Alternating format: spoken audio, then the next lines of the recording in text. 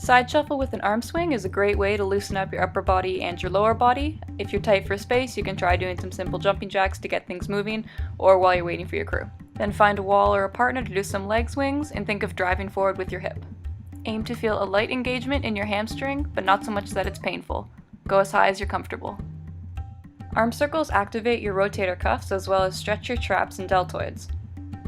Arm swings are great for warming and loosening muscles and can be done both before and after a paddle. Staying alive, stretch your pec muscles and internal rotator cuff. You can do these without a band, but create more tension by swinging your arms in opposite directions to add a bit of a bounce with your top hand.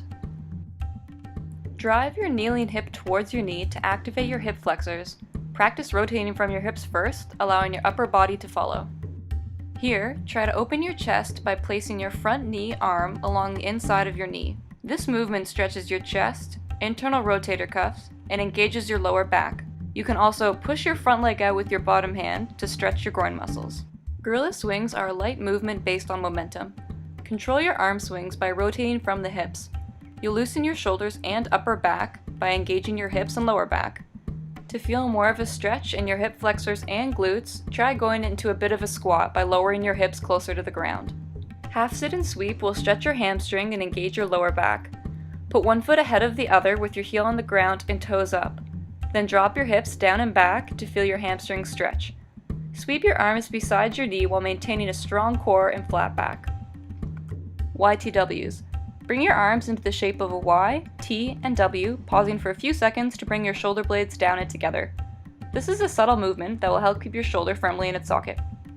Imagine someone has their finger between your shoulder blades and you have to pinch it.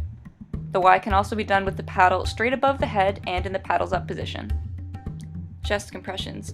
Interlace your fingers and extend them in front of you with arms slightly bent. Squeeze your hands together to feel recruitment from your internal rotator cuffs, pec muscles, lat muscles, and biceps. Then pull your hands apart for external rotator cuff engagement, lat muscles, and triceps. Repeat this movement in the upper and lower right and left to engage each side. Now stack your fists on top of each other and press together. You should feel your shoulder and lat muscles engaged, similar to the chest compressions. Repeat this movement to your upper and lower left and right sides as well.